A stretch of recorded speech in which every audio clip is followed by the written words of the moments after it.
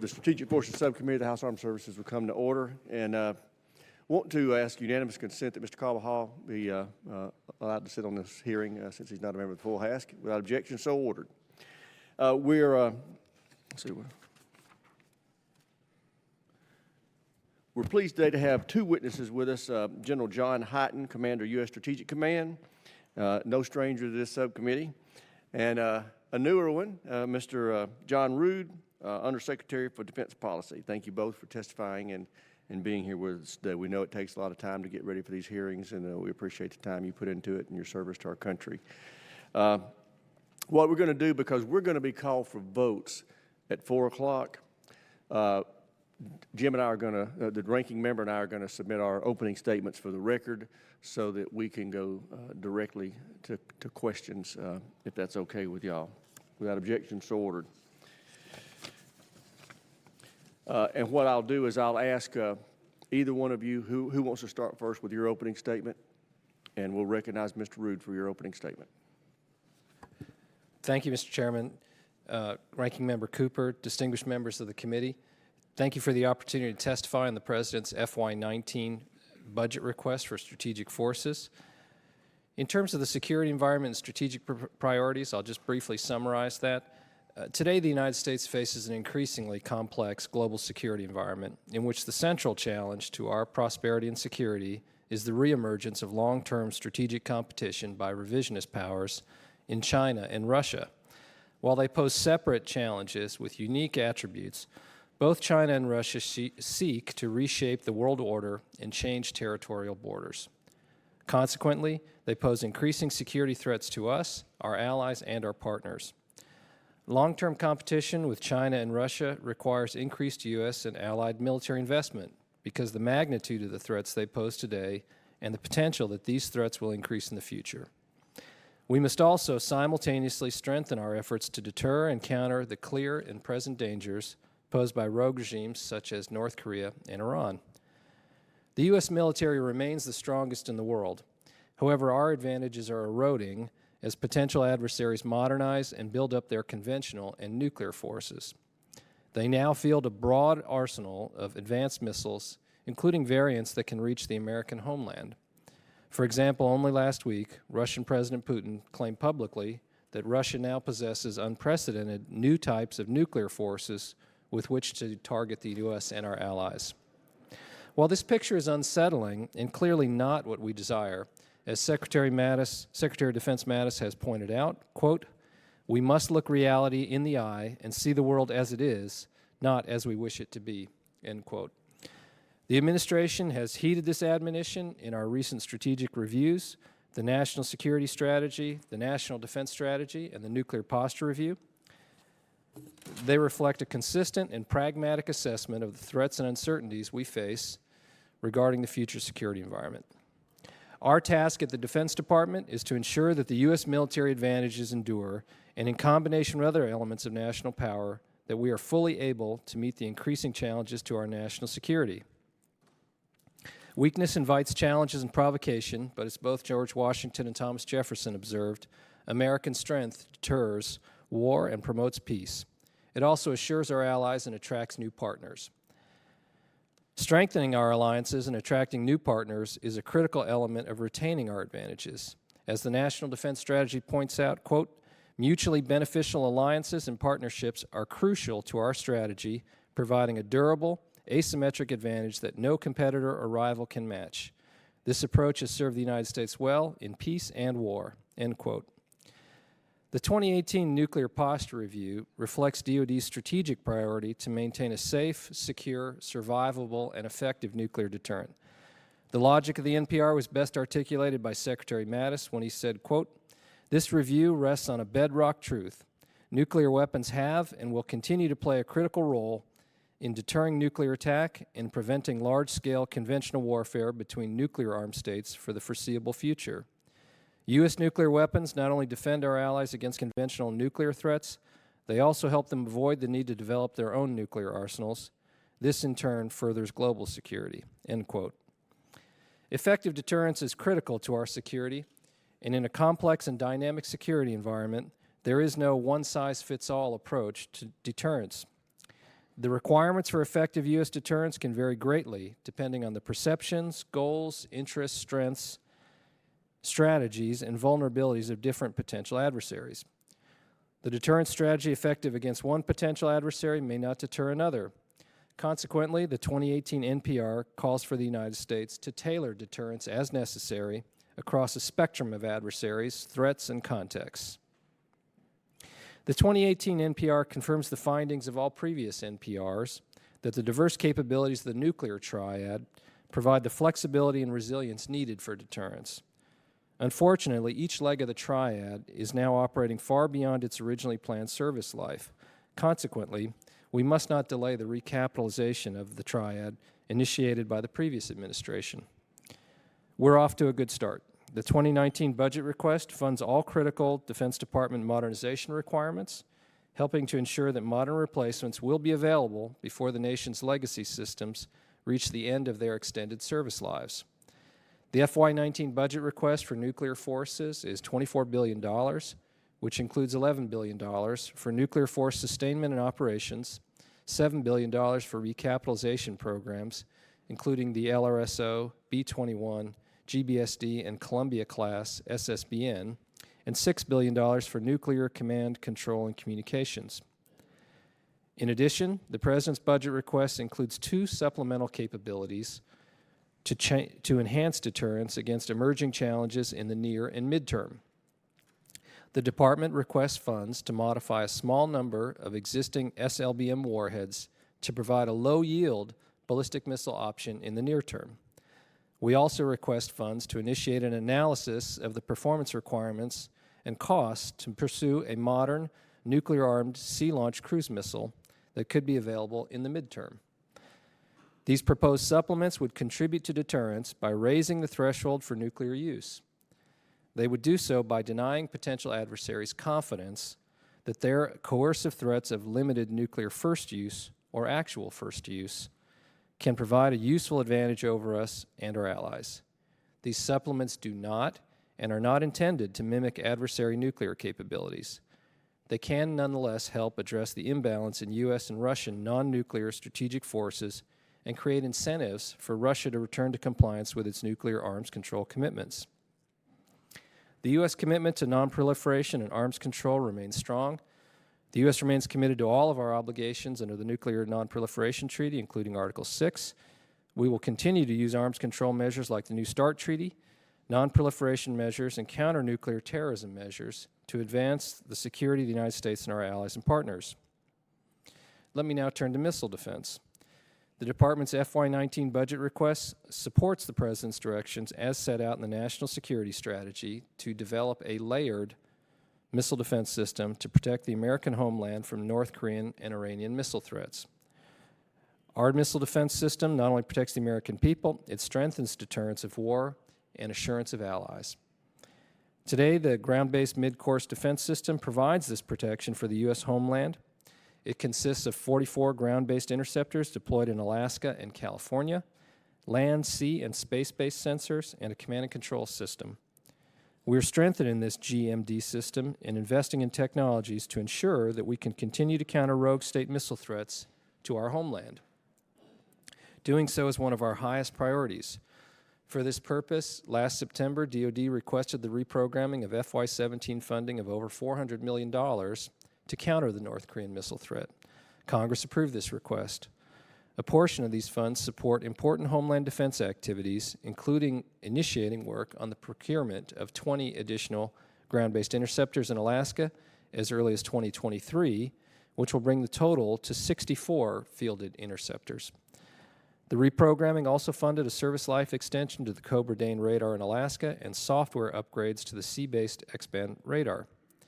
In November, the President submitted an amendment to his FY18 budget request for $4 billion for homeland and regional missile defense, which included construction of a new missile field at Fort Greely, Alaska, and additional procurement for 20 additional GBIs. The FY19 budget request includes $9.9 billion for the Missile Defense Agency and $3 billion for air and missile defense activities in the military services. The budget includes funding for a more capable GBI with the redesigned kill vehicle, the deployment of new missile tracking and discrimination sensors in Alaska, Hawaii, and the Pacific region, and a new space-based kill assessment capability. We're also moving forward to bolster homeland defenses against air and cruise missile threats. In 2018, we'll complete the first part of a two-phase effort to provide surveillance against these threats for the national capital region. Doing so will enhance our ability to detect, track, and investigate suspicious aircraft as well as cruise missiles, and when necessary, cue our missile defense systems. We're on track to complete the second phase of this effort in fiscal year 19. We're also looking into technologies and concepts that could be used to provide scalable and deployable options for the rest of North America. The Department's FY19 budget request also continues deployment of regional missile defenses tailored to meet threats to U.S. forces abroad, allies and partners in Europe, the Middle East, and the Asia-Pacific region. The budget seeks to enhance our regional missile defense capability through additional Patriot, THAAD, and SM-3 Block 1B and 2A interceptors. Because systems such as Patriot and THAAD and our Aegis ballistic missile defense capable ships can be surged when and where required, they make it possible to deploy layered missile defense capabilities that are responsive to regional missile threats as they arise. We're encouraging our allies and partners to acquire missile defense capabilities and to strengthen cooperation and interoperability. We're pleased with the progress at NATO to build greater missile defense capabilities and important collaborative efforts with allies in the Middle East and Asia. Potential adversaries are modernizing and expanding their missile capabilities. We must ensure, therefore, our missile defense investment strategy and priorities enable us to meet the most dangerous threats we face today, while also enabling us to counter future missile threats as they expand. Areas for work on advanced technology include improved discrimination in our missile defense system sensor architecture, lasers to intercept offensive missiles during their most vulnerable boost phase of flight, and the multi-object kill vehicle. With respect to our space policy and posture, let me say U.S. space systems are essential to our prosperity, security, and way of life. And DoD's space capabilities are critical for effective deterrence, defense, and U.S. force projection capabilities.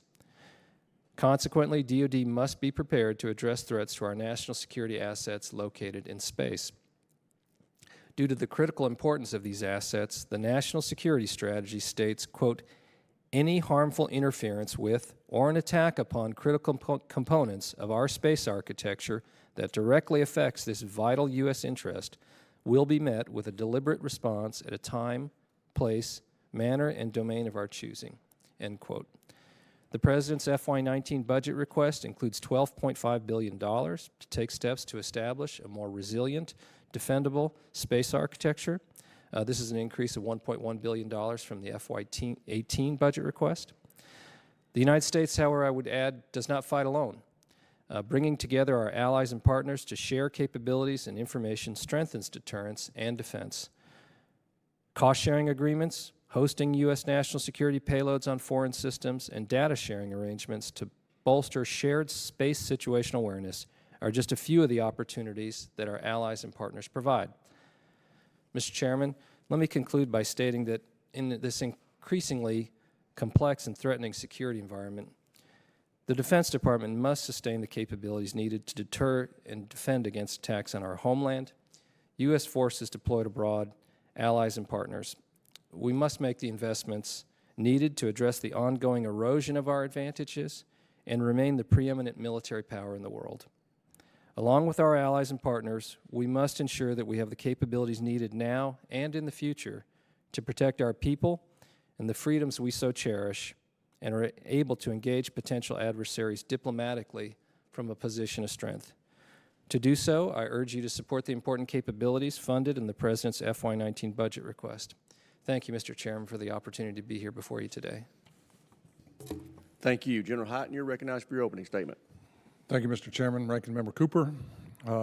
It's an honor to be here today with Undersecretary Rood, and it's a continuing privilege to represent the 184,000 Americans that serve the missions of U.S. Strategic Command.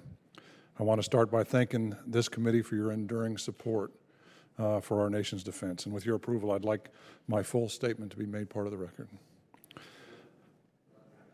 So as we begin to engage, it's important for me to note that although we now have a bipartisan budget act, which is a very significant step to ensuring our future security, we're nonetheless still operating under a continuing resolution that will expire on March the 23rd. So I respectfully request quick action by the Congress to pass a final budget to ensure that our all-volunteer force remains fully trained and equipped to meet not only the threats of today, but the emerging threats of the future. And the first and most important message I want to deliver today is that the forces under my command are fully ready to deter our adversaries and respond decisively should that deterrence fail. We're ready for all the threats that are out there, and no one should doubt this. We just have to make sure that future Stratcom commanders will always be able to make that statement. Because we're a global warfighting command, we set the conditions across the globe as the ultimate guarantor of our national and allied security.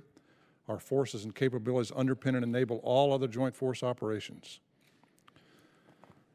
We're a global warfighting command. The strength of the command is its people. The soldiers, sailors, airmen, Marines, and civilians of the enterprise have the most important mission in our entire department. Their hard work and dedication ensures our nation's strategic capabilities remain safe, secure, reliable, and ready, and sustained congressional support will ensure we remain ready, agile, and effective for deterring strategic attack, assuring our allies and partners today and in the future. Secretary Rood already talked about the NPR. He also talked about our modernization. I'll defer the comments I have on that to your questions and answers. And so, Mr. Chairman, thank you for the opportunity to be here again today, and I look forward to taking your questions. Great. Thank you, General Hyten. Thank you both for being here as we begin to examine the President's FY19 budget proposal. I'll recognize myself first for questions. Undersecretary Rood, many discuss strategic stability in the context of missile defense and the need to be cognizant of how the U.S. actions, development efforts, and deployment of capability can disrupt this balance. From your perspective, especially in light of the recent statements from Russia regarding their capability to strike the U.S. with a, quote, invincible weapon, close quote, can our missile defense systems be compared to what's being done by Russia and China to threaten this strategic stability? Mr. Chairman, the missile defense system that the United States has developed and fielded to date would not have the capability to negate the Russian or Chinese strategic nuclear arsenal. That has not been our planning focus, and the capabilities developed do not enable us to do that. I think the statements made by Russian President Putin, while not surprising, were nonetheless disappointing. While we have been aware of the development of Russia's capabilities and watching with concern some of the development that has occurred in terms of Russia's doctrine and their exercise program, it's nonetheless disappointing to see that the President of the Russian Federation choose to feature these capabilities in the way that he did. I think with respect to China, they are developing a very large strategic offensive nuclear force, and so that is of concern. Both countries are pursuing hypersonic weapons and other capabilities, and their behavior in the cyber domain and elsewhere concerns us. All of those things as a piece are concerning, and why in the National Defense Strategy we highlighted those two countries as our primary and central focus for our national security efforts going forward. Great. Well, recently President Putin announced that Russia was pursuing and fielding 4 new nuclear weapons because the U.S. refuses to engage in arms control and is developing missile defenses to thwart Russia's strategic forces. Are these reactions to the 2810 NPR, or have they been in development for years?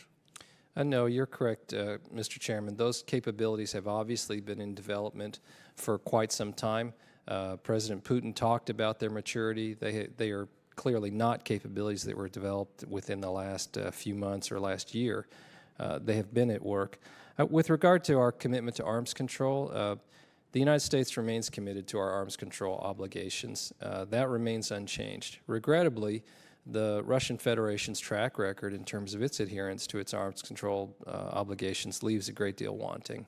As you know, we have found that it's been a policy of the United States government in the last administration and this to find that Russia is in violation of its commitments under the INF Treaty, for example. We've seen Russian violations on other agreements. Nonetheless, we remain committed to our obligations under the New START Treaty and prepared to have conversations in this regard with our Russian colleagues. But I think it would be a mistake to assign the development of capabilities that have been at work for many years to any developments that happened in the last few months. You made reference in your opening statement to the additional 20 GBIs that we authorized and appropriated money for in this current NDAA, which we're all very excited about because while we did have 44, you know, they all aren't available at all times because of work that's having to be done on some of them. But I'm a big believer that that 20 was a good start to where we need to go. I'd be curious to know your thoughts and General Hyten's thoughts on the need for more after these 20 are implemented, given the threats around the world and our shot doctrine, which we won't go into. Yes, sir. Regrettably, the missile defense, rather the missile threats that we face around the world, that threat picture is continuing to mature, both in scale and in complexity. It's incumbent on us that we continue to maintain the ability to defend this nation from those kinds of ballistic missile capabilities in the hands of countries like North Korea and Iran. And so we have sought, as you noted, in the reprogramming requests and the supplemental budget requests last year to give a boost to those efforts, and the FY19 budget request carries that forward. It's always and this is one of the questions we're seeking to answer as part of the Missile Defense Review, what is the best way of doing that? The addition of additional systems such as the GBIs, measured as well with sensor capabilities and improvements in discrimination, and the robustness of the overall architecture. And so all of those things working as a system of systems to produce the improvement is what we're trying to optimize. And so clearly, greater capability than what the United States possesses today will be required, and the threat is not resting, so we must keep pace with it. General? So I believe you'll see the details in the Missile Defense Review shortly, but I've been consistent in my view that we need to continue to monitor the missile defense capabilities that we're building to make sure they respond to the threats that we face. And I believe that the prioritization of resources that we have in the future should go along the following construct. The first thing we need is better sensor capability, better tracking capabilities to make sure we understand and can characterize and then respond to that threat. The second piece we need is better kill vehicles on the top of our interceptors so that those kill vehicles become more and more lethal in terms of their ability to respond. And then the third thing we need is more capacity. I think we have to do those three things simultaneously. I think those are the priorities that I have, that I've stated both in my statement for the record as well as multiple times over the year. I'll continue to be consistent in pushing for those three elements of future missile defense capabilities. Okay, great. My last question is for you, General Hyten.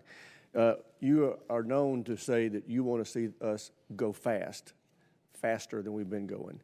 And one of the reasons, as I understand it, that the Missile Defense Agency was created was so it could go faster. And it was pulled out from the department for that reason.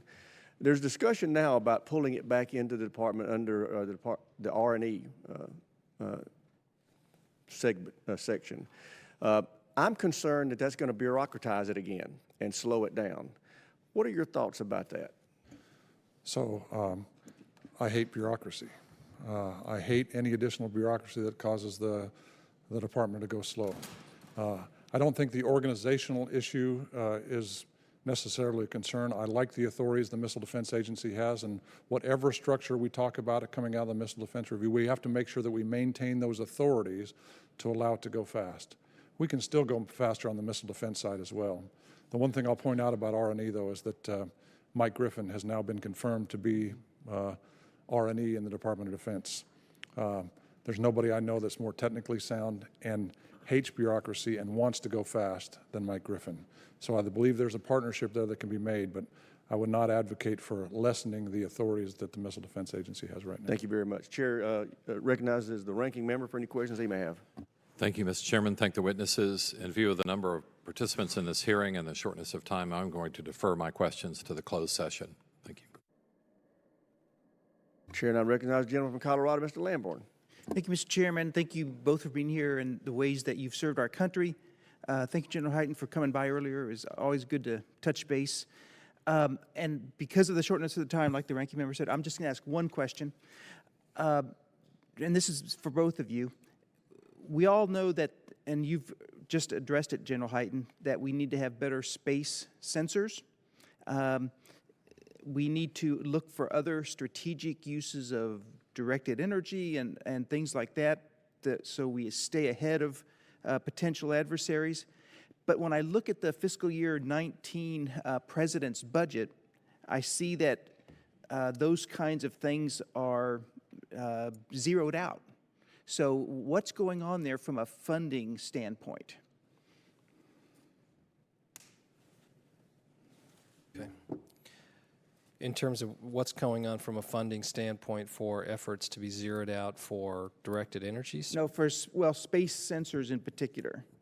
And the Missile Defense Tracking System, which is a space-based sensor layer. So I'll address that, Congressman Lamborn. So as you look across those pieces, and you talked about the need for increased space sensors and where that is in the 19 budget, you talked about the need for directed energy pieces. So concerning the mid-course tracking system, the NPS system, it was in the 18 supplemental for MDA, a small number, I think somewhere over $10 million to begin the pursuit of that capability.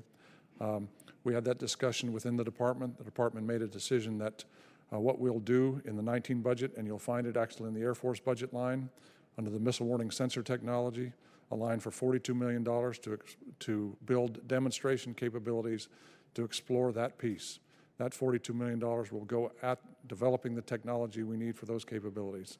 The second piece of the puzzle, and maybe more important, is not a funding issue, and that is the United States Air Force and the Missile Defense Agency this year under the Department of Defense have agreed to get together to work out an integrated set of requirements and programs for how we use space and the infrared element of space, overhead persistent IR, to do all of these missions and to come in to the department and come into Congress next year with a fully integrated program to do the missile warning missions, the missile defense missions, the threat characterization missions, all those pieces together.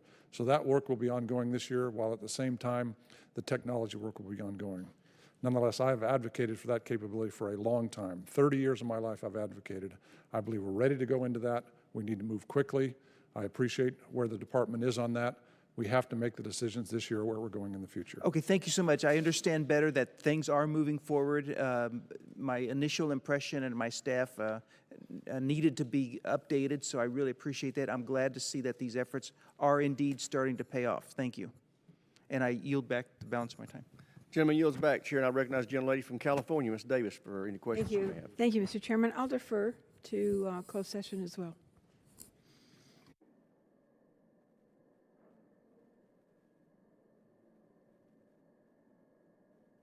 Chair, and I recognize the gentleman from Alabama, Mr. Brooks, for your questions. Thank you, Mr. Chairman. It's always good to see General Hyten, a local boy, done well from Huntsville, Alabama. I don't know if the chairman mentioned that, but I wanted to emphasize it. Roll Tide. Roll Tide for the record. All right, that works with me. And also go Duke Blue Devils, since that's my other alma mater. But that doesn't do so well with those Carolina folks. Mutually assured destruction doctrine. That has kept the peace to a very large degree between the United States and China on the one hand and the Soviet Union, now Russia, on the other. With the improvements in technology and capabilities of China and Russia, does the mutually assured destruction doctrine still work, or have either China or Russia been able to get to the point where they've been able to overcome that counter threat that has helped keep the peace? Congressman, nuclear deterrence remains vitally important to our country, and we rely principally on nuclear deterrence to address those kinds of challenges from Russia and China, and certainly to an extent other countries such as North Korea. I think the concepts and the fundamentals of nuclear deterrence still hold in this environment, but in the way that we approach those, utilize those fundamental principles, we need to be more supple and more tailored and have a broader range of capabilities in our approach. And the Nuclear Posture Review talks about a tailored approach to deterrence.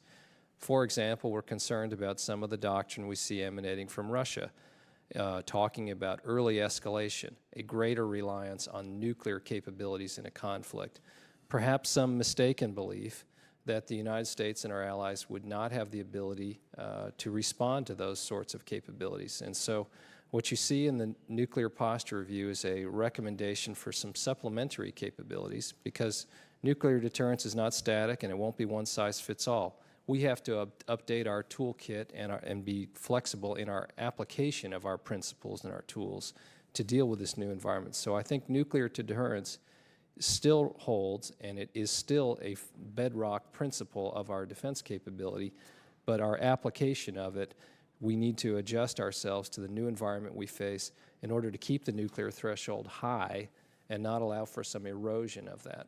Assuming for the moment that we do not update our toolkit, to use your phraseology, how long do you think would be before the mutually assured destruction doctrine no longer worked with China and Russia? Are we talking years or decades? It's a hard question to answer, because the circumstances in which it may arise, then the context in which we face these kinds of challenges would be the case. There's the technical capabilities, the destructive capabilities that are on a certain vector in Russia and China, but there's also the specific consequences and circumstances around an application. So the short answer to your question, Congressman, would be it's very hard to predict, but I don't recommend that we take the risk of remaining static and not being flexible and adjusting our approach and our capabilities. I understand it's hard to give an estimate, but do you have an opinion or a judgment that you can share with us as to when we need to start feeling insecure about the mutually assured destruction doctrine that has kept a nuclear war at bay for roughly 6 decades? Go ahead. So, Congressman, I don't think we have to worry about that for at least a decade. Okay. I think the capabilities that we have that we will operate for the next decade will allow us to maintain the basis of nuclear deterrence. But what we have to guard against is we have to guard against a miscalculation on behalf of our potential adversaries, particularly Russia and China. We can't allow them to think that they can employ a nuclear weapon, whether on the battlefield or strategically, and the United States will not be able to respond. That's why the mix of capabilities, the diverse capabilities that we talk about in the nuclear posture review, help us to increase that deterrent posture.